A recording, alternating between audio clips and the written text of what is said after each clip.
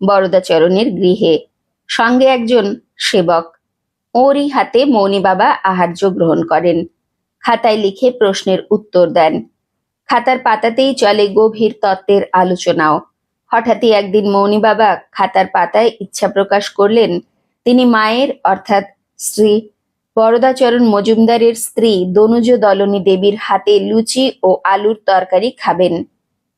দনুজ দলনী দেবী সানন্দে আহার্য প্রস্তুত করে নিজ হাতে সন্ন্যাসীর মুখে তা তুলে দিলেন। মৌনী বাবাও পরম আনন্দে ও পরম তৃপ্তিতে সে আহার গ্রহণ করলেন। আহার শেষ হলে বরদাচরণ এক সময়ে মৌনী সাধুর মুখের পানে দৃষ্টি নিবদ্ধ করে তার অন্তর্লোকে প্রবেশ করলেন। যোগদৃষ্টির আলোয় এক চরম সত্য নিরীক্ষণ করে সাধুকে তিনি বললেন, পূর্বজন্মের কৃত অপরাধের প্রায়শ্চিত্ত এতদিনে হলো আপনার।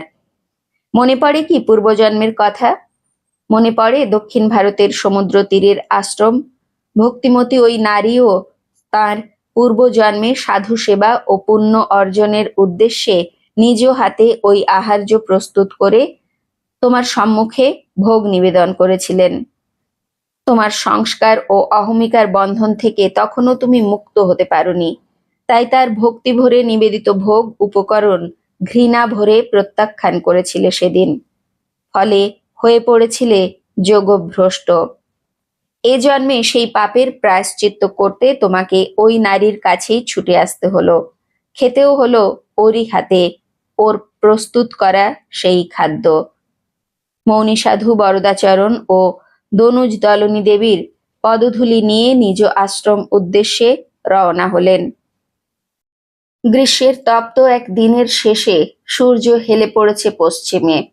বরদাচরণ কাঞ্চনতলায় তাঁর বাড়ির পাশে এক বাল্যবন্ধুর বাড়ির সামনে উন্মুক্ত প্রাঙ্গণে সঙ্গীদের সঙ্গে গল্পে মত্ত তখন। এমন সময় সেখানে এলেন এক সন্ন্যাসী। তিনি বরদাচরণকে হাতছানি দিয়ে কাছে ডাকলেন। বরদাচরণ কাছে যেতেই সন্ন্যাসীর সংক্ষিপ্ত বক্তব্য, কিছু কথা আছে, একটু নির্জনতার প্রয়োজন।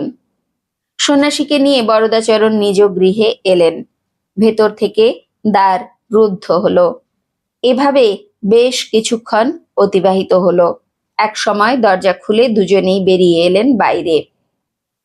বরদাচরণ বন্ধুদের বললেন, সাধুজি কিছুই আহার করবেন না, রাত্রির মতো বিশ্রাম করতে পারেন, তবে লোকালয়ের বাইরে কোনো জায়গা পেলে। সেই মতো কাঞ্চনতলা হাই স্কুলের ছাদে সাধুজির বিশ্রামের ব্যবস্থা হলো। সে সময় কাঞ্চন